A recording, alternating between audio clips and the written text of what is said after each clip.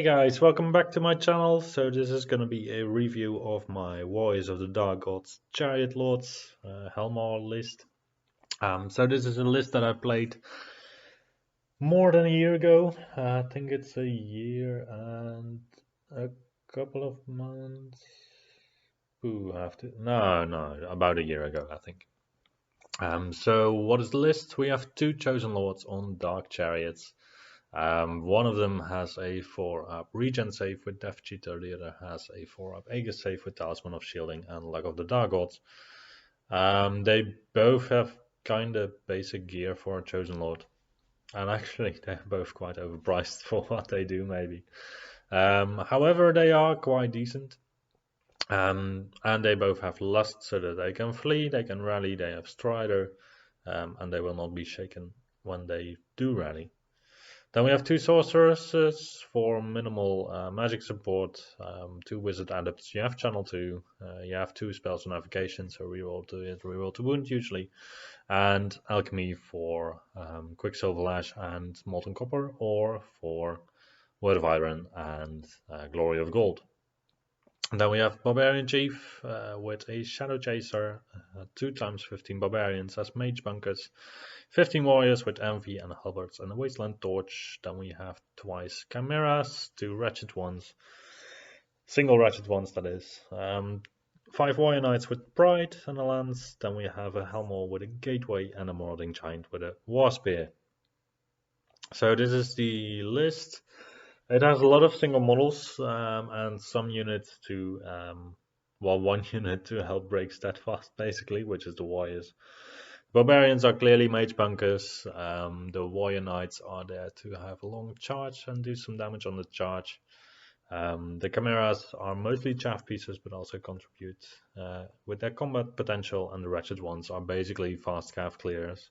Let's then look at some gameplay. So, yeah, these are the most important pieces in the list, really. We have the Warriors with Envy and Halberds. We have the Warrior Knights.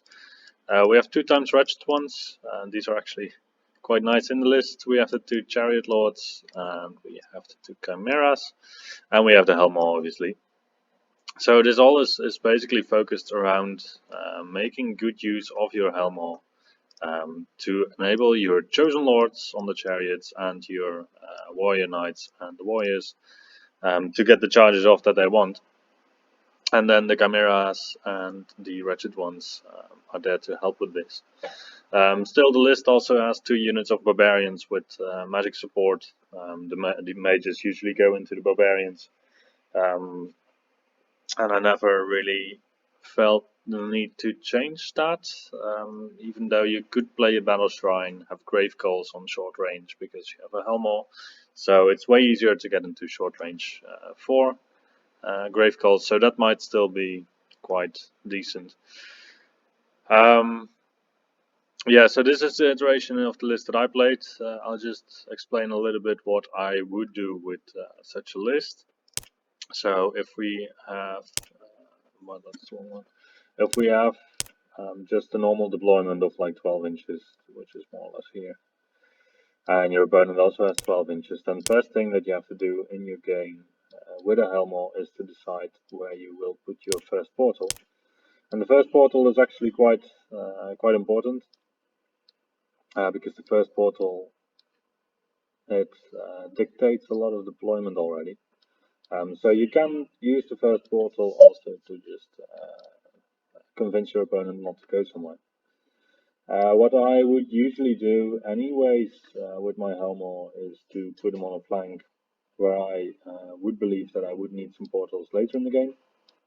So for example, in this map you can see that you have a building on the right, a building here in the middle, some water here that I don't really care about except with my warriors, some woods that I do care about with my cavalry, and the chariots don't care about any of the terrain because they have Strider through Lust. We still have a wall that a lot of armies actually don't care about. So what you see is that the right flank is quite defensive, with the 2 pieces of impossible terrain. And you can even use this a little bit more with your Hellmaw, because if the first token of the game that you're gonna put, let's see, tokens. the first token of the game you're going to put is going to be a token that you put, for example, just there. Then with the, I believe it was 3 inches, right? So with the 3 inches that you have on either side of the token to deploy your unit, then you're going to go quite a long way, because 3 inches is this. 3 inches, you can go on this side of the building because you still have a spare inch, or you can go on the other side of the building. And this gives you a lot of flexibility, because now you can either just deploy a wire knight, you can just deploy them like this, which is fine coming out of the portal. You can also go to the other side.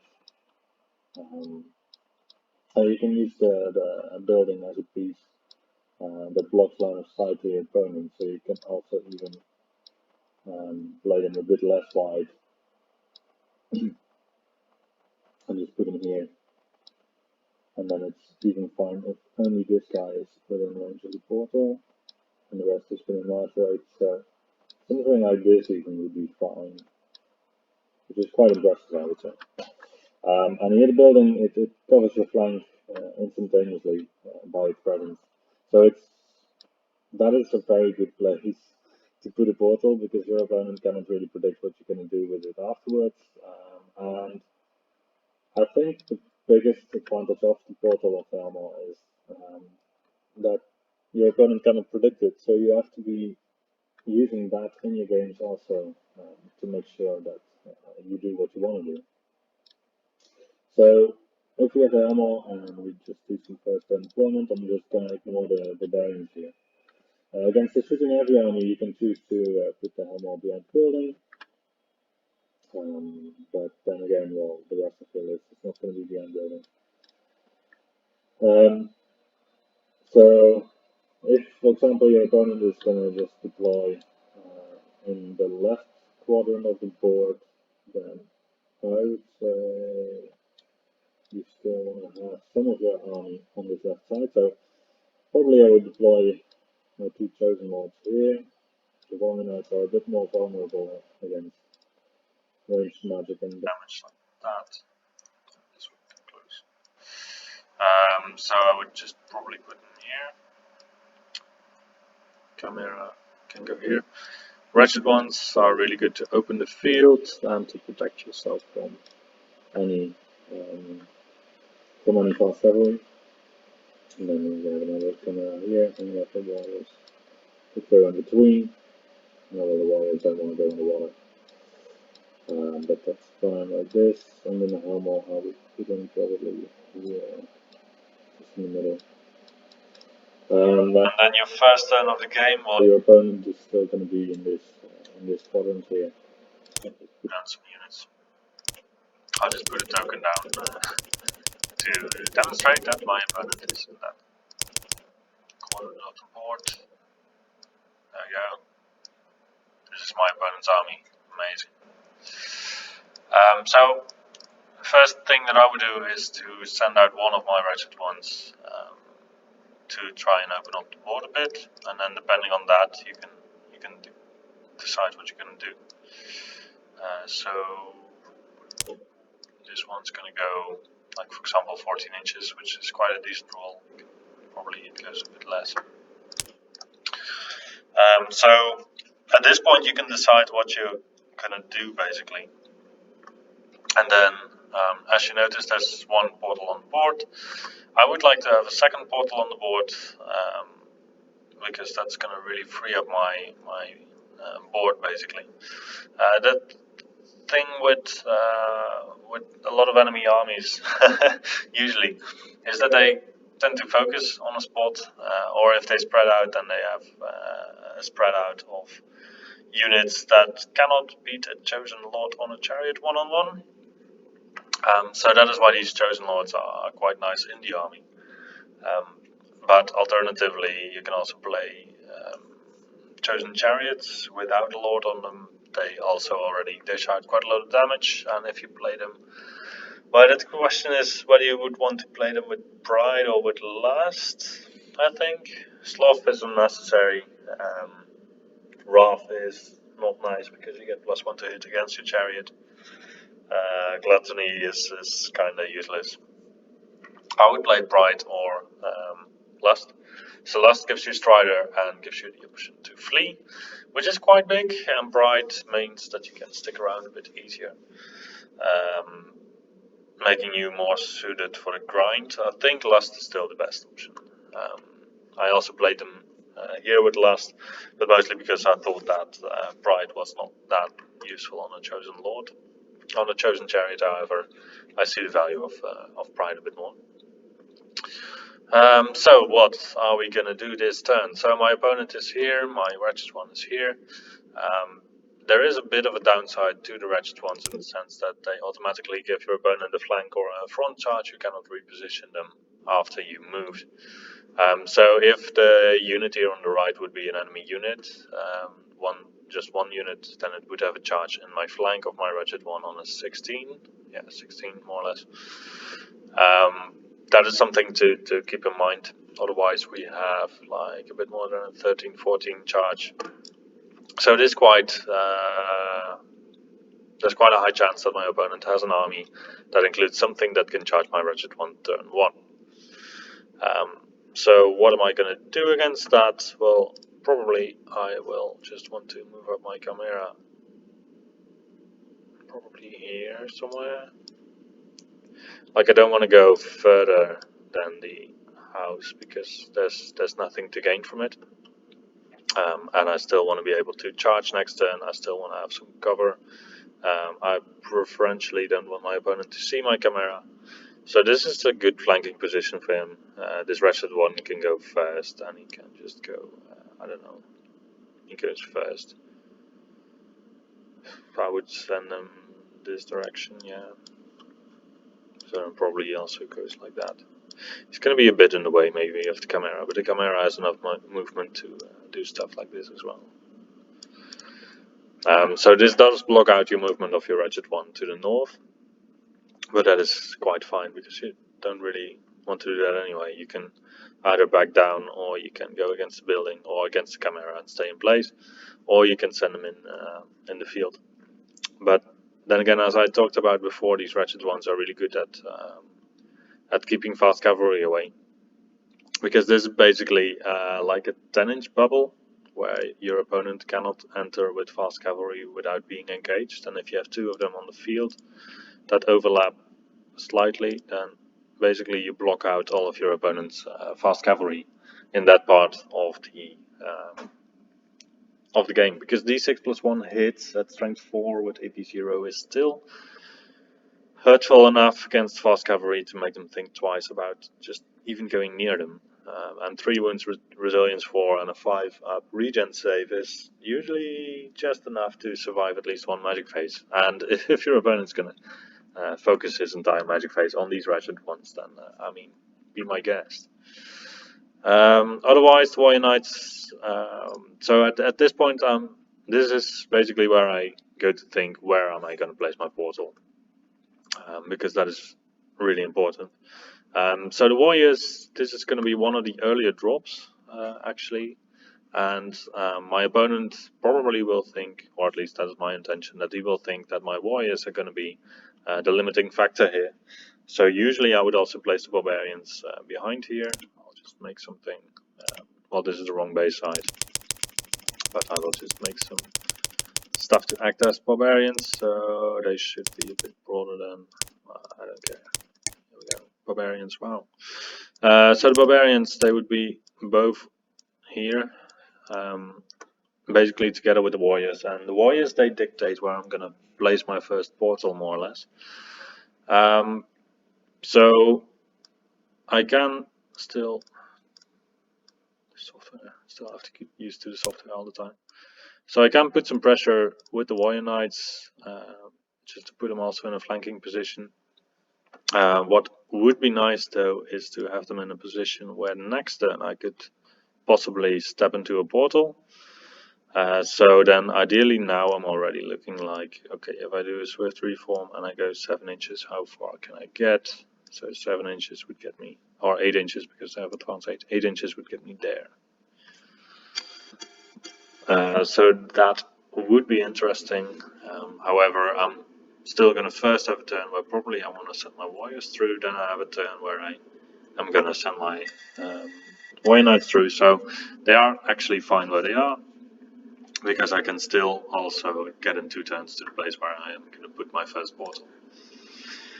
And then the question arises, do I want my portal on the left side of the warriors or the right side of the warriors? And this does depend on what my opponent has been doing so far. So if he has a lot of aggressive stuff, on the left side of the board, like in this sector, that can push up, then I probably want to put my portal on the left side, because I want to have a chance to get away with my chosen lord on this side. Alternatively, if he has a lot of stuff that can pressure on this side, then I probably want to put it on the right side.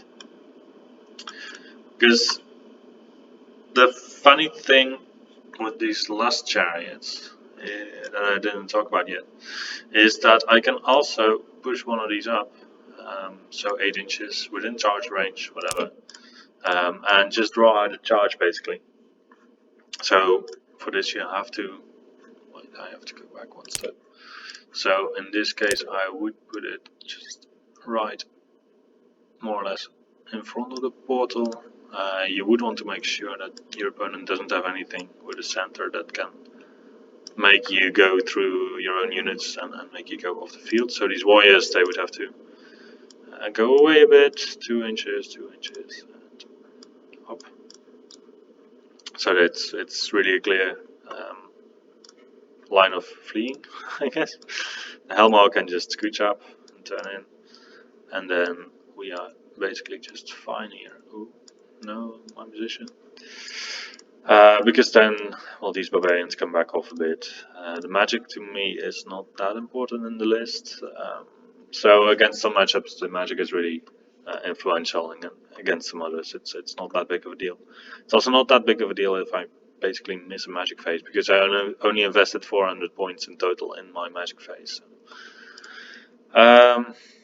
And then this one can scooch up a little bit to protect my flank, basically. Let's see. So if my opponent has something that can still go 18 inches, which is quite reasonable, then I am actually standing quite fine. I can turn a little bit because my opponent still has a base. Can keep him a bit back actually. Yeah. And the Chimera can just prepare for the next turn basically. So this would be, for example, a turn 1 move. And then my opponent, the idea with the Lust Chariot here would be that my opponent can charge me, I can flee, I can rally, and because I have Lust, I am not shaken if I voluntarily fled, and I have minimized rally on my rally test. So with Discipline 9, it is quite reasonable that I will rally. And with a trophy rack, I don't know if the trophy rack lets you reroll the rally test. I don't think so. So we still have the warriors now, and the idea for the warriors would be that they can, in a later turn, actually pivot. Oh, I did this wrong. So the portal should have been a bit more to the left then. So the idea is that you can swift reform and basically step into the portal. So with 4 inches, I still don't make it. You could go like 4 deep, but the idea is that they're just a little bit more closer to the portal, and then they can swift reform, get on the portal, and step out here if they want to. And that is also why they have envy, because later if you put a warrior unit like this and your opponent's army is on that side, well, right now they have nothing to be fearful of basically, but usually people have something on the flanks also. But if your opponent's army is over here, wow, these wheel angles. If your opponent's army is over there and he has, for example, just a small unit, There we go, small unit. With something like move 6, then he can still try and get away from your warriors with a 12-inch march. And at that point, this is going to be a 9 inches, so it's going to be a 5 on the charge. This is still quite okay, but we really pushed up our warriors against the enemy. If you're already a bit further away, then and you do this 12-inch move. No, I lost my unit. This 12-inch move. There we go, 12-inch. And right now you're at 12 inches away, so then without Swift Stride you would have an 8 for your charge. And in an army that is quite compact, then losing 1 unit for the entire turn of the game because of a field charge, that really harms your play. So having Swift Stride and a reroll of the ones on the charge is really important on that unit. That's why I play Envy on my warriors. So that was a little demonstration. Then this case again, so don't do that. So if I would have to flee here with my chosen chariot, with my chariot lord, I mean, then we're gonna go like, I don't know, 11 inches. Ooh. And then next turn I will be able to rally. My opponent does have a field charge, so imagine this is his unit. He has a field charge, goes over there. So this would be, well, the warriors would still be here, so that's a bit of a shame. Otherwise I don't think my opponent would do the charge there anyway. So this would be the situation. Then my next turn I'm gonna probably rally with this guy. I can actually go into the portal, I can actually move him over there and then be on his flank. This is also why you want to have chariots with a Hellmaw. So in my list I chose to go for Chosen Lords on chariots because I only have 2 chariot models anyway. But warrior chariots also work, chosen chariots also work. I think any chariot kind of works. The advantage of chosen chariots and lords on chariots is that you can take lust and you have the faint flight basically, and strider, which is also amazing on a chariot. The advantage of warrior chariots is that they already do enough damage to a lot of units when they are charging, and they also you can zone quite well with them. But then you end up with a chariot army. I don't necessarily know if you would want that. I think if I would revise the list, then I might want to get away from the Chosen Lords because they are too expensive for what they do, and I think I would rather replace the both lords with a sorcerer on a battle shrine, because then you can be wizard master, you have rod of god, you can have occultism with Gravecall's Pentagram of Pain in a Hellmaw list, which is quite potent. And I think that's going to be an upgrade over the list. Maybe I would still keep a wizard added on alchemy in the list, because that's generally just quite a nice piece. And otherwise, you could swap out the chimeras maybe for warrior chariots, sorry. And I also found that actually the champion upgrade on the warrior knights is not really necessary. So you could get away with just not having pride, just not having a champion in there. Just 5 warrior knights with lance, probably with musician though. Yeah, and then obviously instead of the chosen lords, 2 chosen chariots with lust. I think that would improve the list, but yeah, let me know. Play around with the list and see what you get.